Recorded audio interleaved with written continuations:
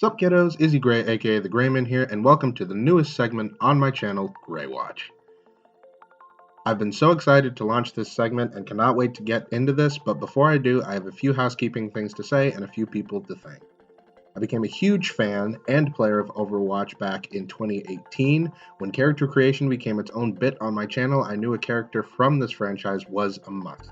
This was originally just supposed to be another character creation. However, when I realized that I had far too many ideas for simply one hero, I decided to make it its own segment.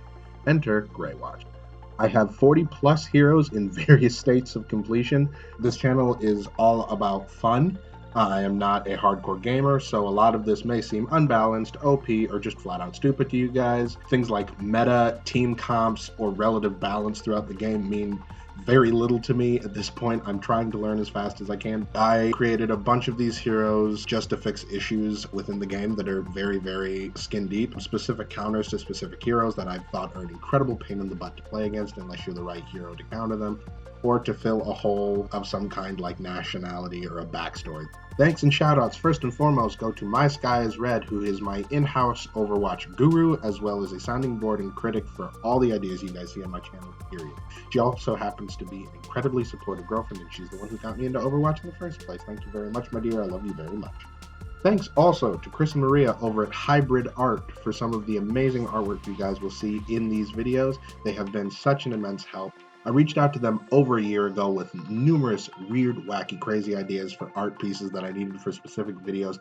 They have been incredibly supportive. They haven't turned down a single idea. They have risen to the challenges that I have given them, and I hope to continue to work with them in the future. Thank you both so much. You guys have been amazing. Also, last but certainly not least, shout out to BlametheController for inspiring me and setting the bar for what a good hero concept video looks like. Now, without further ado, and now that we've got all housekeeping out of the way, let's meet our first Overwatch fan-made hero on my channel, Overwatch agent, Canadian woodsman, Clydesdale. As the segment unfolds, you will find a lot of the reasons why I construct heroes I do for various reasons. Most of those reasons are incredibly odd. The goals I had when constructing Clydesdale were, 1, I really wanted to have another melee-oriented hero in the game. 2, seeing how this hero is not a tank, I had to give him a kit that compensated for the fact that this person brought a sword to a gunfight. Now, let's learn about our Canadian woodsman. Jason Briggs was born and bred in Canada and was very proud of it. As a boy, he spent a lot of his time in the forest playing with his animal friends.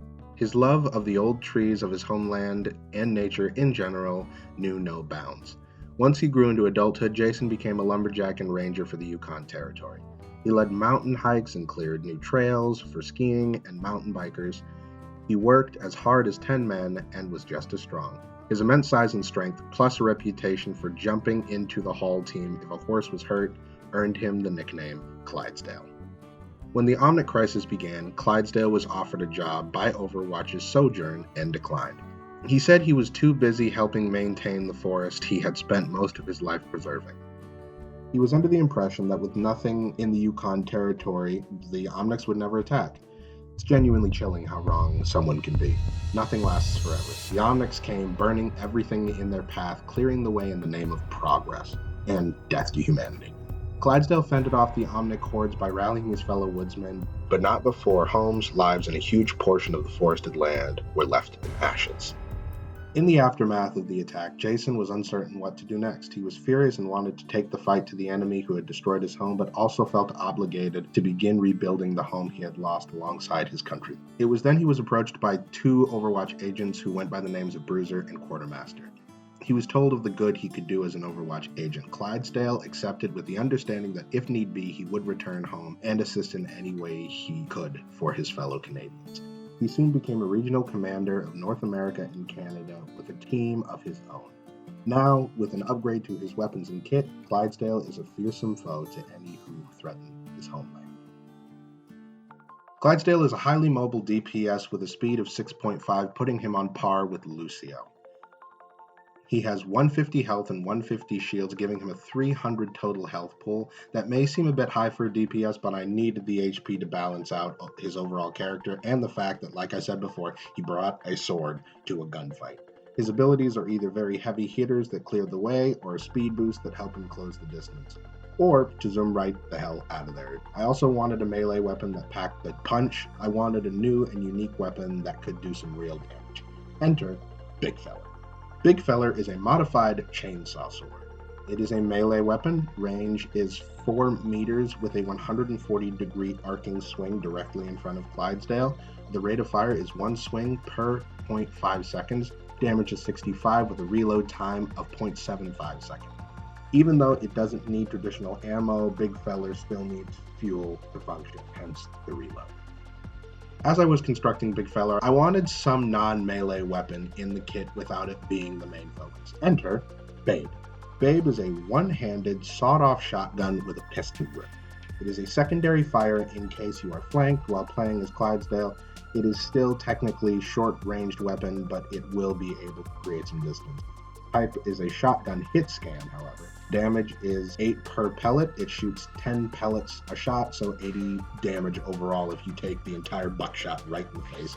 Range is 10 to 20 meters, so as I said, pretty short range. Ammo is only 4, and the reload time is actually 2 whole seconds. So as I said before, you're going to do a lot more damage significantly faster with Big Feller, even though you do have Babe as a backup. If you come around the corner and there are 3 enemies charging right at your face, you can switch over real quick and shotgun blast them right in the face. Clydesdale's first ability is Huck and Hawks. These are 2 thrown tomahawks that explode on contact. Type is an arcing projectile. They have a diminishing area of effect that is 8 meters. In total, 50 damage if it hits you at point blank range in the face, all the way up to 80 if you are on the very outskirts of the explosion. Speed is 30 meters per second, and the cooldown is 5 seconds overall. So this is a really, really useful ability if you come around a corner again and you see like maybe a grouping of enemies running at you or away from you and you know they're enraged, to kind of huck this into the middle of them. Clydesdale's second ability is called Medkit. Type is a self-buff, duration is 2 seconds, cooldown is 8 seconds. What happens is you gain 50 health per second for a 2-second period. This way, you can keep yourself alive if you find yourself a little too far forward and need to retreat, or if you're off to the side kind of flanking and you don't have a support directly behind you, because as I said before, he is a melee-oriented hero who doesn't have the gigantic health pool or any shields like a full-blown tank would. Clydesdale's third ability is called Clearing Underbrush. You actually throw a levitating turret that ejects bladed wires. These wires spin at high velocity, causing area damage. Think if like a weed whacker and a demon Roomba had a baby, and you pretty much got your Clearing Underbrush turret. Type is an AoE. Damage is 50 per second, so if you stay in this thing's radius, you continuously get whacked. It's 50 per second. Range is a 10-meter radius. Speed is 10 meters per second, so it's a pretty high velocity spin. The overall health of this turret, I decided to make it a whopping 200. The duration that this stays in effect is until destroyed, and after it gets destroyed, that's when the cooldown begins at 12 full seconds. 2 more abilities and then we're all set. Clydesdale's passive is Sparking Ignition. When down to half health, Clydesdale seems to almost gain a second wind. Type is a self-buff, damage is upped by 10 per swing, and your speed is increased by 0.5, bringing you up to a whopping 7 speed overall. This, for me, is a simpler way to keep any Clydesdale player in the thick of the action. This passive could be a game changer, but you have to work for it, and you need to stay on the front lines. Now we go to the ultimate. Lumbering Charge sees Clydesdale calling in his 4-horse hauling team. They rampage through the map, causing wholesale destruction. Type is an AoE, duration is 8 full seconds, base damage is 130 with a knockback. One can also become trapped between the 2 front horses, increasing the damage taken. Enemies hear Timber, allies hear Haul Away. Moving on to something a bit different that I thought would be interesting to put in these videos, an actual screen layout of what the player in question will be seeing if playing Clydesdale overall. Well, that's all for the first episode of Grey Watch on this channel. Thank you guys so much for watching. Thanks and shout out go out to MySkyIsRed for helping me edit and put this video together. Again, thank you so much to Chris and Maria over at Hybrid Art. Feel free to go check them out on all forms of social media and their website. Give them some love. Get yourself a commission. They do an absolutely phenomenal job. Also, me and MySkyIsRed are both on Overwatch. We play regularly, especially now in this current climate when we're home most of the time anyways. So feel free to go over there, hit us up, send us friend requests. We love making new friends. MySkyIsRed and TheGraeman. Also, this segment is actually going to be one of the first ones that has Patreon exclusive content. For the $5 tier, you can get a How I Built Clydesdale video. I'm planning on doing other cool stuff, like maybe extra skins, voice lines, maybe some actual origin story, like slideshow oriented things over on Patreon. So feel free to go over, support me there. Thank you guys all so much. And until next time, you kids know the drill. Be good, and if you can't be good, be safe. And if you can't be safe, make sure that after all the dust is cleared, the big names don't after you. Until next time, kiddo. Bye!